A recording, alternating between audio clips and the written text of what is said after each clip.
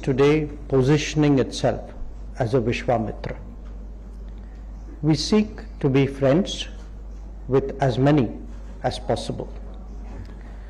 This obviously generates goodwill and positivity towards us. It is reflected in the growing contribution we make to global good, and indeed in the closer engagement with the international community. In some ways, this is diplomacy 101. You could even say common sense. If you look deeper, there are cultural and historical factors at work as well, including the fact that we are not a dogmatic civilization. There is a capability aspect as well, which accounts for the self-confidence with which we approach the world. Now, because we are friendly, does this automatically mean that we have many friends? Certainly, as this book demonstrates, the metrics of evaluating relationships make a very powerful case that these have progressed very significantly in India, for India. Yet it is important not to overstate, not to oversimplify, and not to overassume. Life is more complicated than that.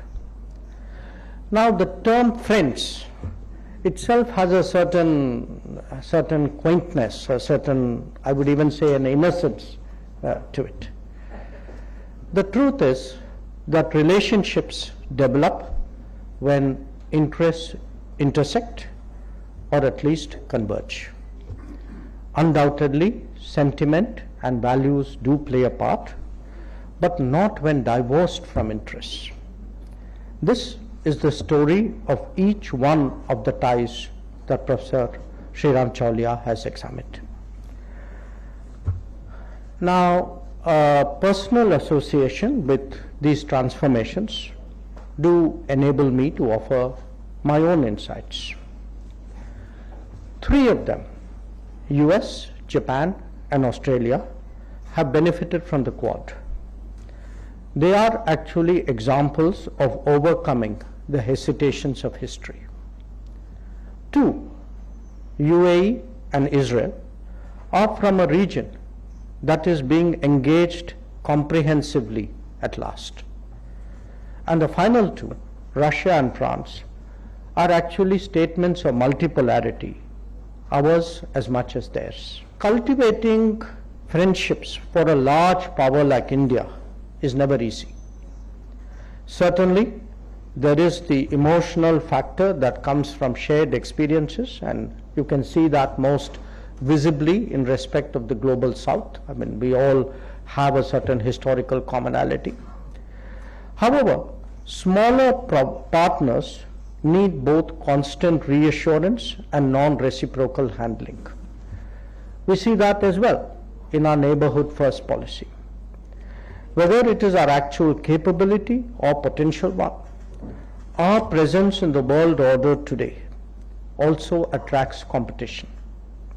As we move towards becoming a leading power, this will only grow. Even friendships will not be without some hedging. Relating to other major powers is also a challenge in itself. The more global they are, the broader are their range of activities and interests. Some may converge more, some less so, and at times, in fact, some may even diverge. Sometimes, friends have other friends who may not necessarily be ours. They may, for example, reflect the dilemmas of the old order and the new. It is therefore essential that we never confuse convergence for congruence. Friendships are also not exclusive, particularly so in a multipolar world. It is only to be expected that others, even friends, will seek to maintain their option while restricting ours. You will from time to time hear that our contemporary realism is projected as some kind of inherited dogmatism. Believe me, this is really a mind game at work. Some trends may also be more complicated than others. They may not always share the same culture of mutual respect or ethos of diplomatic etiquette. We have from time to time seen comments on our domestic issues accompanied by a professed desire to have honest conversations. However, the same courtesies are rarely accorded to the other side. What is freedom for one can apparently become interference from the other. The fact is that sensitivities like sovereignty and territorial integrity will always be a factor in evaluating partners.